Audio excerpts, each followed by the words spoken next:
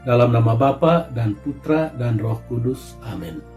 Bapak, Ibu, Saudara-saudari terkasih, salam jumpa kembali dalam renungan inspiratif Pesta Maria diangkat ke surga berdasarkan Injil Lukas bab 1 ayat 39 sampai 56. Berbahagialah engkau sebab engkau telah percaya. Bapak, Ibu, Saudara-saudari terkasih, pernah diceritakan bahwa sekelompok pemuka umat di sebuah kota kecil memutuskan untuk membuat sebuah kandang Natal di tengah kota. Mereka mendekati tokoh-tokoh umat di kota itu guna meminta sumbangan.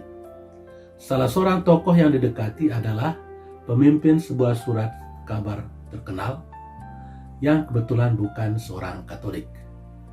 Orang itu setuju dengan ide pembuatan kandang Natal itu. Tetapi ketika diketahuinya bahwa di dalam kandang Natal itu akan ditempatkan patung Bunda Maria, maka ia pun berkeberatan.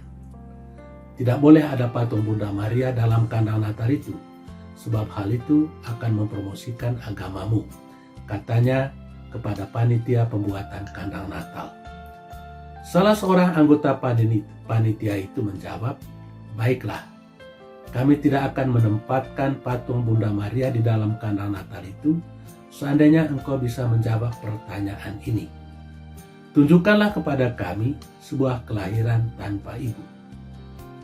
Pernahkah terjadi seorang anak lahir tanpa seorang ibu?" Pertanyaan itu tidak bisa dijawab, dan oleh sebab itu patung Bunda Maria tetap ditempatkan di dalam kandang Natal yang akan dibuat itu.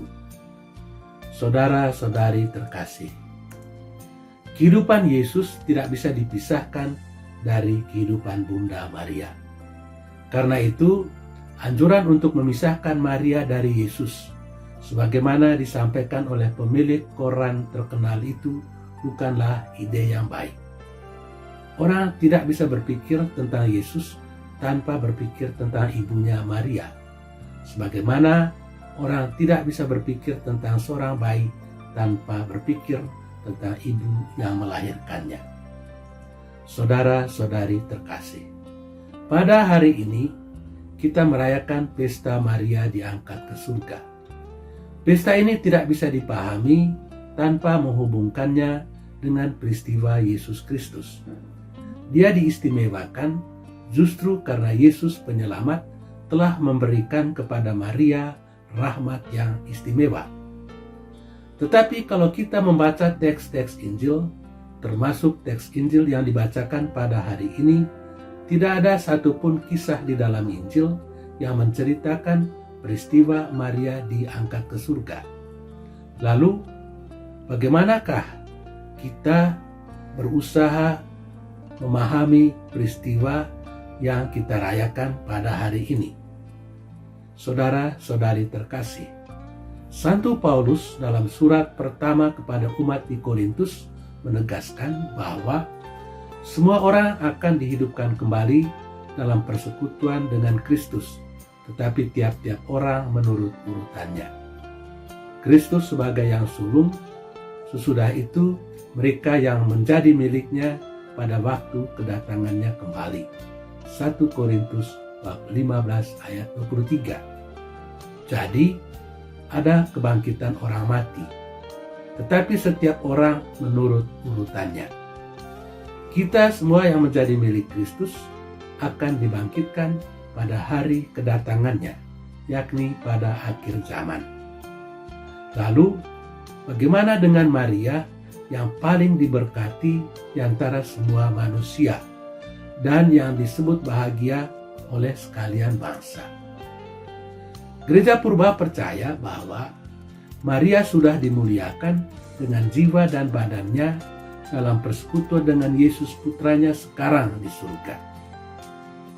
Dia tidak perlu menunggu sampai akhir zaman. Mengapa? Karena dia sangat diberkati Tuhan. Dia mempunyai hubungan yang sangat istimewa dengan Yesus putranya.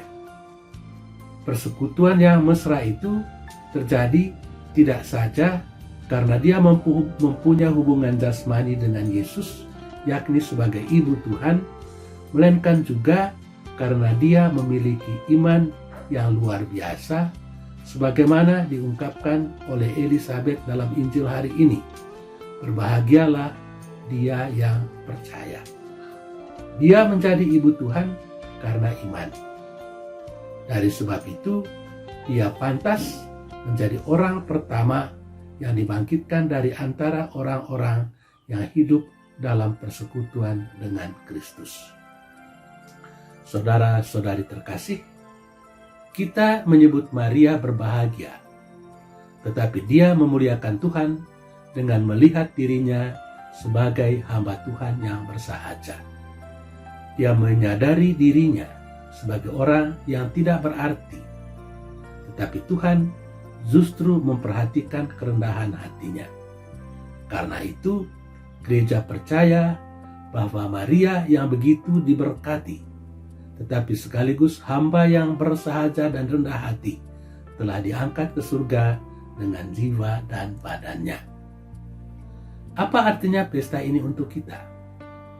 Memuji Tuhan dengan jiwa dan raga, pertama-tama karena karya penyelamatan yang dilakukan Allah terhadap Maria. Allah telah memandang kerendahan hambanya.